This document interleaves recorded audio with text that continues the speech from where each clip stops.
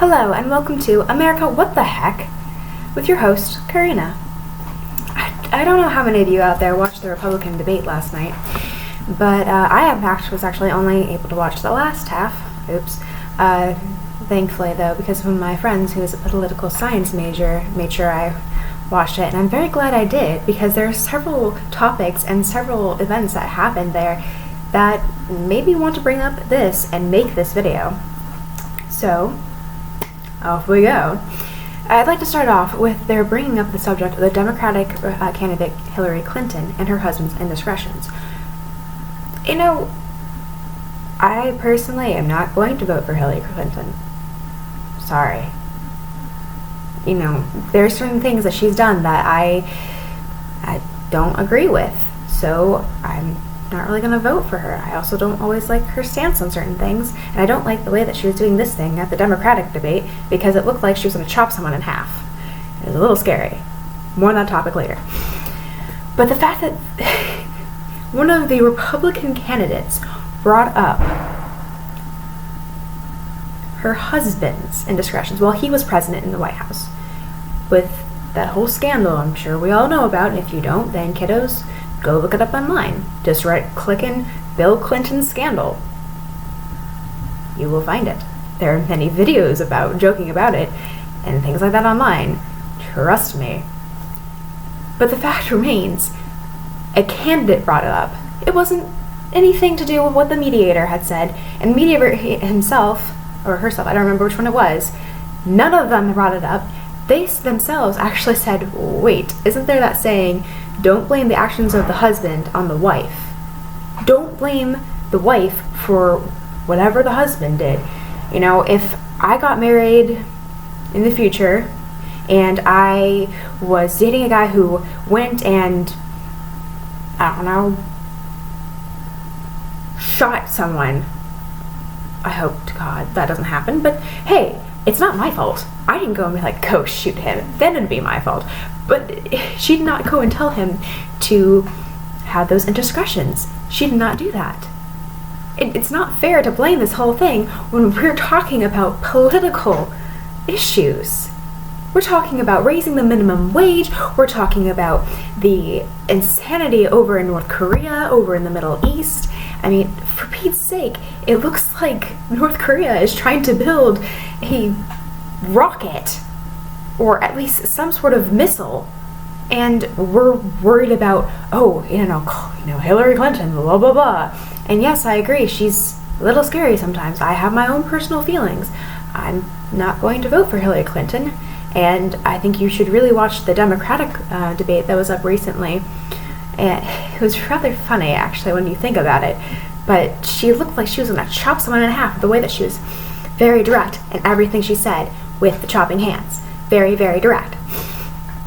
It's okay, fine. I will discuss that later. I have an entire thing on Hillary and everything and analyzing stuff that was said there and the way that the candidates were holding themselves. But the fact remains that instead of discussing these high issue topics about global warming, about how, hey, our sea levels are going crazy and all these creatures are dying out there, and we're just going to instead talk about how, that one candidate that we had nothing to do with, I don't think she should be running. She's not even in our party, but she shouldn't be running.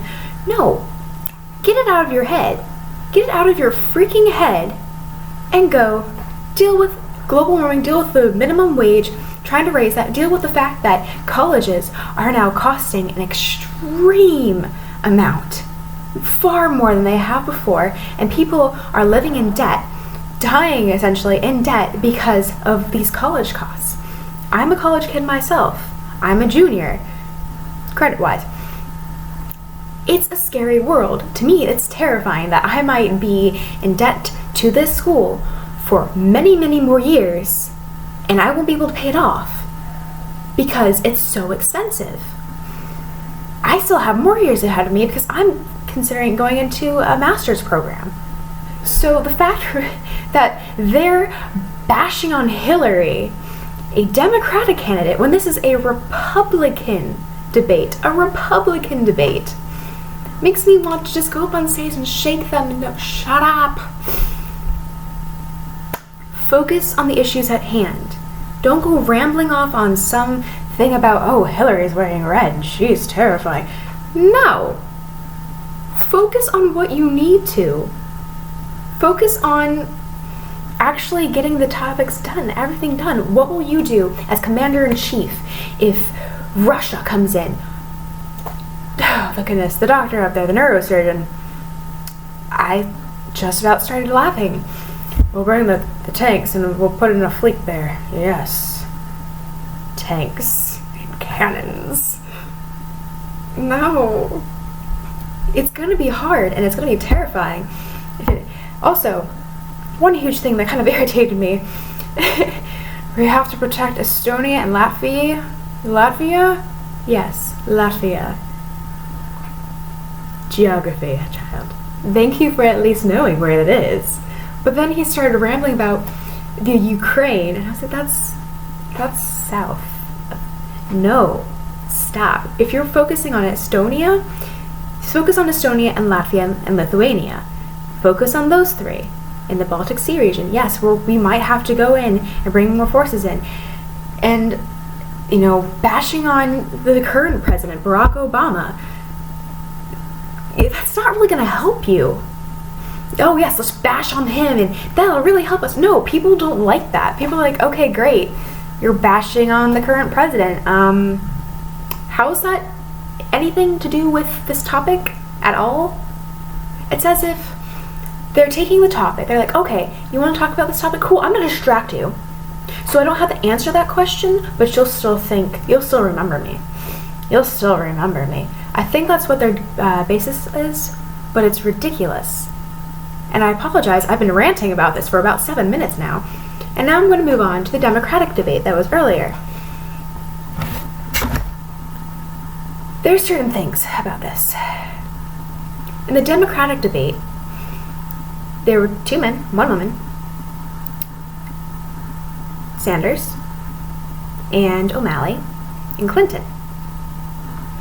Sanders and O'Malley were dressed very nicely in their suits and everything. O'Malley actually took off his jacket and rolled up his sleeves to be, I want to feel more relaxed, more comfortable with everyone here. And the way that he did it actually made me feel like he's kind of a candidate who would want to be that warm, welcoming, loving president.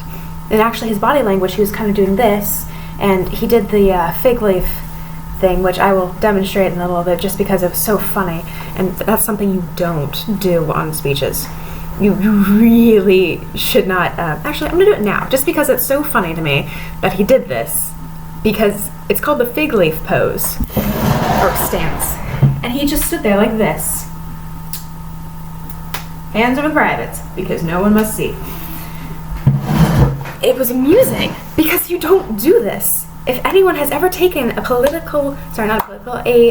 public speaking class, you don't put your hands over your private. It's a defensive stance.